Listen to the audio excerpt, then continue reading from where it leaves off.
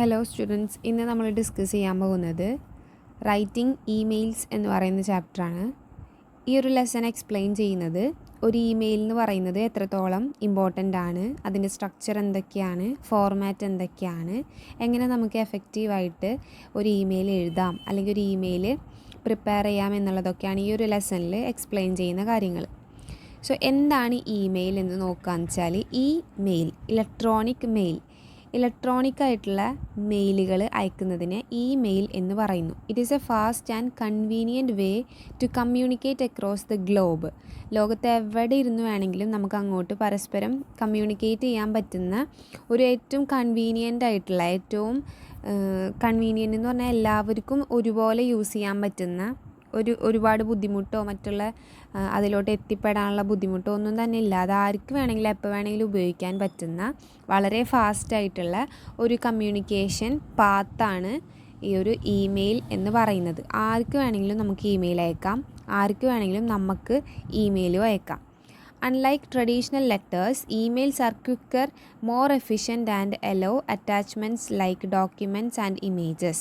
നമ്മളൊരു ലെറ്ററാണ് പ്രിപ്പയർ ചെയ്യുന്നതെന്നുണ്ടെങ്കിൽ അതിന് ആ ഒരു ലെറ്ററിൻ്റെ ഒരു പ്രത്യേകത എന്താ? കത്തുകൾ അയക്കുകയാണെങ്കിൽ അതിന് ടൈം എന്ന് പറയുന്നത് വളരെ കൂടുതലാണ്. പക്ഷേ ഇമെയിൽ അങ്ങനെയല്ല. ഏറ്റവും ഫാസ്റ്റിൽ നമുക്ക് ആ ഒരു ഐഡിയ മറ്റൊരാളിലോട്ട് എത്തിക്കാനായിട്ട് നമുക്ക് സാധിക്കും. അതുപോലെ തന്നെ മോർ എഫിഷ്യൻ്റാണിത്. അതേപോലെ നമുക്ക് ഇമെയിൽസിലൂടെ നമുക്ക് എന്തെങ്കിലും ഡോക്യുമെൻറ്റ്സോ ഇമേജസോ ഒക്കെ അറ്റാച്ച് ചെയ്ത് അയക്കാനായിട്ട് പറ്റും. പക്ഷെ ഒരിക്കലും ഒരു ലെറ്ററിൻ്റെ ഒപ്പം നമുക്കൊരു ഇമേജോ അല്ലെങ്കിൽ എന്തെങ്കിലും ഒരു ഡോക്യുമെൻറ്റോ കൂട്ടി അയക്കാനായിട്ട് പറ്റില്ല. ലെറ്റർ എന്ന് പറയുമ്പോൾ പ്യുവർലി അതൊരു ലെറ്റർ മാത്രമായിരിക്കും. പക്ഷേ ഇമെയിലിൻ്റെ പ്രത്യേകത അതല്ല. നമുക്ക് ആവശ്യമായിട്ടുള്ള മറ്റ് പലതും നമുക്കതിലൂടെ അറ്റാച്ച് ചെയ്ത് ആ ഒരു റിസീവറിലോട്ട് എത്തിക്കാനായിട്ട് സാധിക്കും. So, the lesson highlight how email is loosely structured. എങ്ങനെയാണ് ഒരു ഇമെയിൽ ഉണ്ടായിരിക്കുക? Like A conversation but still require clarity and purpose. അപ്പോൾ നമ്മളൊരു ലെറ്ററിൽ എങ്ങനെയാണോ എഴുതുന്നത് അതേപോലെ ഒക്കെ തന്നെയാണ് ഇമെയിലും ഉണ്ടായിരിക്കുക. പക്ഷേ കുറച്ചും കൂടി ക്ലാരിറ്റിയും പർപ്പസ് റിലേറ്റഡും ആയിരിക്കും ഇമെയിൽ എന്ന് പറയുന്നത്. It teaches the key components of an email. എന്തൊക്കെയാണ് ഒരു ഇമെയിലിൻ്റെ കമ്പോണൻറ്റ്സ് അല്ലെങ്കിൽ ഒരു സ്ട്രക്ചർ എന്തൊക്കെയാണെന്ന് വെച്ചാൽ, ഒരു സബ്ജക്റ്റ് ലൈൻ ഉണ്ടായിരിക്കും. നമ്മൾ എന്താണ് ഉദ്ദേശിക്കുന്നത്, ഈ ഇമെയിലിൽ എന്താണ് നമ്മൾ പറയുന്നതെന്നുള്ള ഒരു സബ്ജക്റ്റ് ലൈൻ ഉണ്ടായിരിക്കും. സെൻഡർ ഉണ്ട്, റെസിപ്പിയൻറ്റ് ഡീറ്റെയിൽസും ഉണ്ടായിരിക്കും. അതായത് നമ്മൾ ആർക്കാണോ അയക്കുന്നത് അവരുടെ ഇമെയിൽ ID നമ്മളെ കയ്യിലുണ്ടായിരിക്കണം. എന്നിട്ട് ആ ഇമെയിൽ IDയിലോട്ടാണ് നമ്മൾ നമ്മുടെ മെസ്സേജ് സെൻഡ് ചെയ്യുക. പിന്നെ മെസ്സേജിൻ്റെ ബോഡി എന്ന് പറയുമ്പോൾ നമ്മൾ എന്താണോ ആ ഒരു സബ്ജക്റ്റ് കൊടുത്തത് അതിനെ കുറച്ചിങ്ങനെ സമ്മറൈസ് ചെയ്ത് എഴുതുന്നതിനാണ് ബോഡി എന്ന് പറയുന്നത്. പിന്നെ അറ്റാച്ച്മെൻറ്റ്സ്, എന്തെങ്കിലുമൊക്കെ ഡോക്യുമെൻറ്റ്സോ എന്ത് വേണമെങ്കിലും നമുക്കതിൽ അറ്റാച്ച് ചെയ്യാം, സിഗ്നേച്ചർ അറ്റാച്ച് ചെയ്യാം. എല്ലാം ചെയ്തതിന് ഇതൊക്കെയാണ് ഒരു ഗുഡ് ഇമെയിലിനുള്ള കമ്പോണൻറ്റ്സ് എന്ന് പറയുന്നത്. 4 മെയിൻ കമ്പോണൻറ്റ്സ് ആണ് ഉള്ളത്. Then a good subject line is brief and gives the reader the idea of content. അപ്പോൾ നമ്മുടെ ആ ഒരു സബ്ജക്റ്റ്, ഇപ്പോൾ ഞാൻ പറഞ്ഞു ഫസ്റ്റ് ലൈൻ തന്നെ നമ്മൾ സബ്ജക്റ്റാണ് കൊടുക്കുക.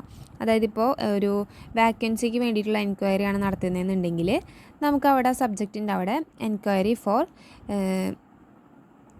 Sales position vacancy, enquiry for the vacancy of sales position, അങ്ങനെ നമുക്ക് എന്താണ് നമുക്ക് ആവശ്യമായിട്ടുള്ള സബ്ജക്റ്റ് അതാണ് നമ്മൾ ആ ഒരു സബ്ജക്റ്റിൻ്റെ അവിടെ വളരെ ബ്രീഫായിട്ടുള്ള ഒറ്റ ലൈനിൽ ആ കംപ്ലീറ്റ് കണ്ടൻറ്റ് എന്താണെന്നുള്ള ഐഡിയ നമുക്ക് മനസ്സിലാക്കുന്ന രീതിയിലുള്ളൊരു സെൻറ്റൻസ് ആയിരിക്കണം സബ്ജക്റ്റായിട്ട് കൊടുക്കേണ്ടത്. And the body of the message should be short. ബോഡിയിൽ നമ്മൾ എഴുതുന്ന സമ്മറി എങ്ങനെയായിരിക്കണം? ഷോർട്ടായിരിക്കണം, വളരെ ക്ലിയർ ആയിരിക്കണം, ഡിവൈഡഡ് ഇൻറ്റു പാരഗ്രാഫ്സ്. ഇപ്പോൾ നമുക്ക് കുറച്ച് സംസാരിക്കാനുണ്ടെങ്കിൽ നമുക്ക് 2-3 പാരഗ്രാഫൊക്കെ ആയിട്ട് നമുക്ക് ഇമെയിൽ മാറ്റി എഴുതാൻ പറ്റും.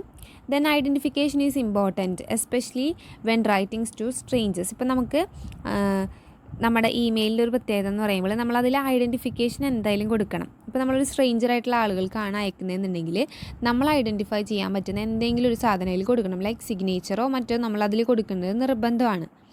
The lesson also provide dos and don'ts of email writing. ഇപ്പോൾ ഒരു ഇമെയിൽ അയക്കുകയാണെന്നുണ്ടെങ്കിൽ അതിൻ്റെ നല്ല വശം എന്തൊക്കെയാണ്, പൊട്ടവശങ്ങൾ എന്തൊക്കെയാണ്, അല്ലെങ്കിൽ അതിൽ നമ്മൾ ആഡ് ചെയ്യേണ്ട കാര്യങ്ങൾ എന്തൊക്കെയാണ്, ആഡ് ചെയ്യാൻ പാടില്ലാത്ത കാര്യങ്ങൾ എന്തൊക്കെയാണ് എന്നൊക്കെയും ഈ ഒരു ചാപ്റ്ററിൽ ഡിസ്കസ് ചെയ്യുന്നുണ്ട്.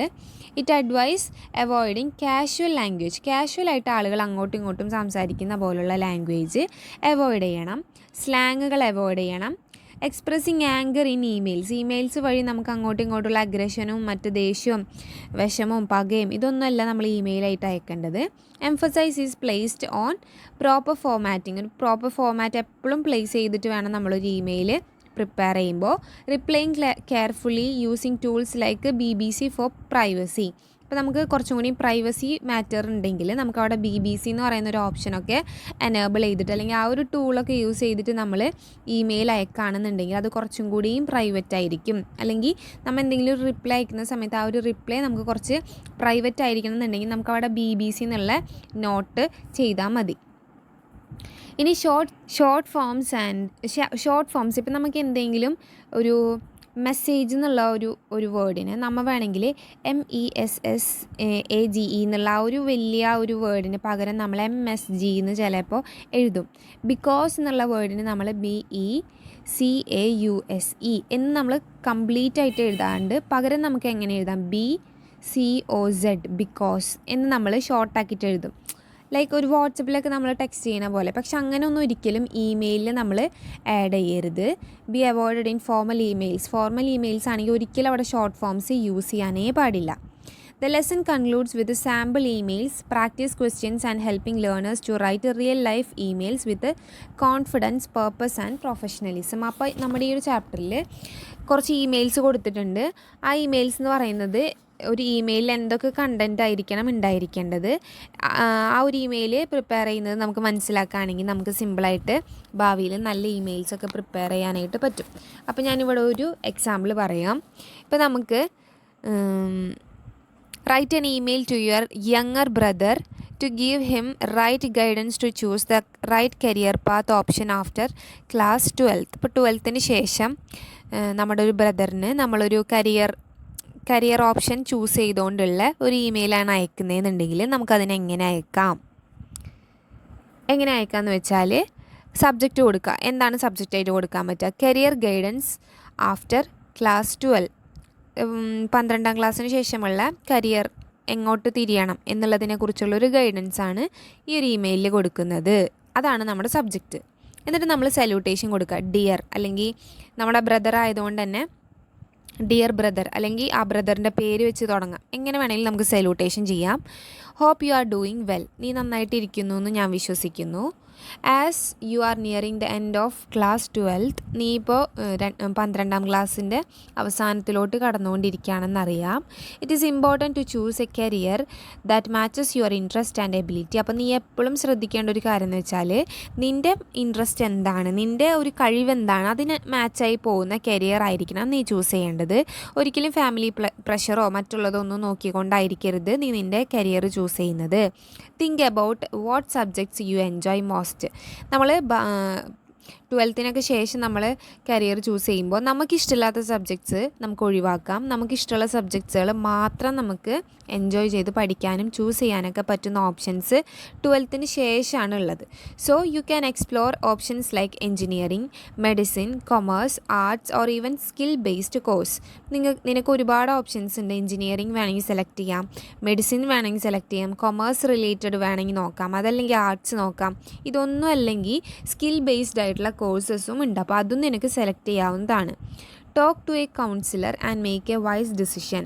നീ പെട്ടെന്നൊന്നും ഒരു തീരുമാനം എടുക്കരുത്. നന്നായിട്ട് ആലോചിച്ച് കൗൺസിലറിനൊക്കെ കണ്ട് സംസാരിച്ചതിന് ശേഷം മാത്രം ഒരു തീരുമാനം എടുക്കാൻ പാടുള്ളൂ. ബെസ്റ്റ് വിഷസ് യുവർ ബ്രദർ എന്നിട്ട് നമ്മുടെ പേരും എഴുതാം. അപ്പോൾ ഇങ്ങനെ നമുക്കൊരു ഇൻഫോർമൽ ആയിട്ടുള്ളൊരു ഇമെയിൽ നമുക്ക് വേണമെങ്കിൽ ഇങ്ങനെ പ്രിപ്പയർ ചെയ്യാം. ഇതേപോലെ തന്നെയാണ് നമ്മൾ ഫോർമലായിട്ടുള്ള മെയിൽസ് പ്രിപ്പയർ ചെയ്യുമ്പോഴും ഒരു സബ്ജക്റ്റ് ഉണ്ടായിരിക്കും, സല്യൂട്ടേഷൻ ഉണ്ടായിരിക്കും. അവിടെ നമ്മൾ hope you are doing well എന്നൊന്നും കൊടുത്തില്ലെങ്കിലും കുഴപ്പമില്ല. I would like to inform you that എന്ന് പറഞ്ഞ് വേണമെങ്കിൽ നമുക്ക് നമ്മുടെ ഇമെയിൽ സ്റ്റാർട്ട് ചെയ്യാം. അല്ലെങ്കിൽ I would like to enquire about എന്ന് പറഞ്ഞുകൊണ്ട് വേണമെങ്കിൽ നമുക്ക് സ്റ്റാർട്ട് ചെയ്യാം. I would like to inform, നിന്നെ അറിയിക്കാൻ വേണ്ടിയിട്ട് ഞാൻ ഈ ഒരു ഇമെയിൽ എഴുതുന്നു, അങ്ങനെ എഴുതാം. അതല്ലെങ്കിൽ നമുക്ക് എന്തെങ്കിലും കാര്യത്തിനെ പറ്റിയുള്ള എൻക്വയറി ആണെങ്കിൽ I would like to enquire about എന്ന് പറഞ്ഞുകൊണ്ട് നമുക്ക് നമ്മുടെ ഇമെയിൽ സ്റ്റാർട്ട് ചെയ്യാവുന്നതാണ്. അപ്പോൾ ഇത്രയൊക്കെയാണ് ഈ ഒരു ഇമെയിൽ എന്ന് പറയുന്ന ഈ ഒരു ചാപ്റ്ററിൽ നമുക്ക് മെയിനായിട്ട് ശ്രദ്ധിക്കാനുള്ളൂ. So thank you.